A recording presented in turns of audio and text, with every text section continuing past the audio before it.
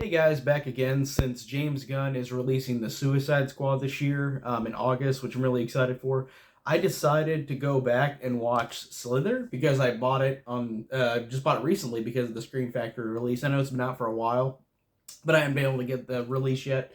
But I finally got it, and Slither is a movie that I remember enjoying a lot. And James Gunn's filmography, I haven't seen Super, and I do want to see that, but I've definitely seen Guardians of the Galaxy 1 and 2, and I've loved those movies. But James Gunn is a director that I really, really like and appreciate, especially rewatching Slither. This one surprises me. It's a movie that bombed. It became a cult classic because it didn't do well in the theaters, which really sucks. But the basic story of Slither is that a meteor falls down. A guy named Grant, and that's his literal name, Grant, um, he gets infected by a parasite, an alien parasite that has taken over dozens of worlds and killed dozens of worlds by and becoming the host and destroying everybody by making slugs go in their mouth, and they all kind of form into one big like blob at the end of the movie. So he kind of just destroys humanity. This slug, or not this slug, this parasite. So that's the basic plot of it, but also Elizabeth Banks is in it, and she and Grant are in love, but he's a parasite now, and like he is slowly forming some kind of love connection because he is in the body of a person who was in love with her. So I thought that's really cool that it's kind of like this kind of tragic romantic movie as well, which I didn't expect. From what I remember, I didn't remember that well, that it was a tragic romantic movie. I remember it being funny, I remember it being gory, but the romantic part I didn't remember much. Um, I like too how the way the parasite takes over is really really creepy, and Michael Rooker, who plays Grant, is so good in this, and he's always great, but he is genuinely terrifying in this, and he's so funny too. His line reads are just so ridiculous, but he makes them work so well. Like whenever he's talking to the girl that he impregnates, and he says, "I got you munchies," like that. Like the way he talks like that is just so funny. And Michael Rooker I've always enjoyed as well. Um, but yeah. And you've also got Nathan Fillion as well, who's kind of the straight man character, who's fine. He's the cop, and he's pretty cool as well.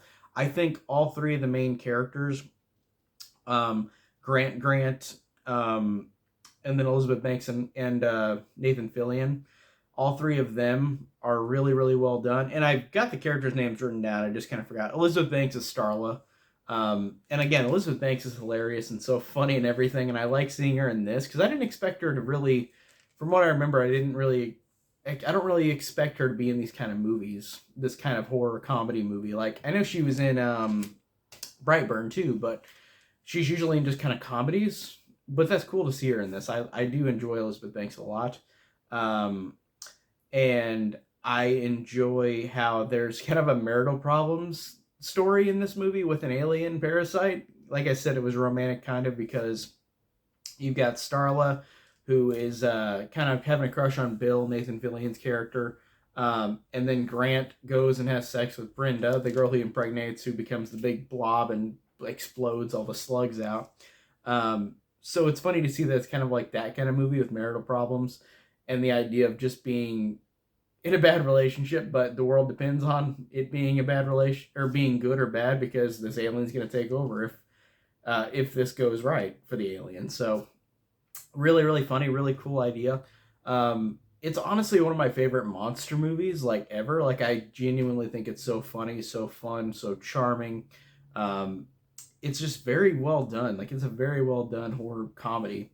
Um, I like too that they have some Lloyd Kaufman references. Like Lloyd Kaufman is actually in the movie, and you've also got the Toxic Avenger playing whenever Brenda's watching TV because Lloyd Kaufman gave James Gunn his first job, so that's cool to see Lloyd Kaufman in this and pay the debt back, or not the debt, but pay back the friendship that they've had. I also think it's hilarious with the mayor because the mayor is so swarmy and crazy.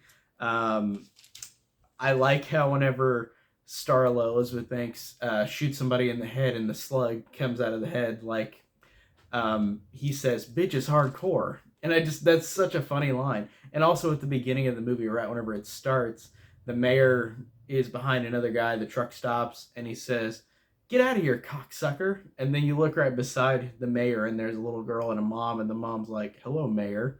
He's like, hey, like that. Like, it was really funny as well. Um, and it just has a lot of funny lines. There's also a line where whenever the guy gets cut in half, which is really cool effect. The guy gets cut in half, and Grant kind of scuttles away like a little squid. Somebody says that looks like a dick that fell off during the war, and it's such a random like joke, but it's genuinely funny.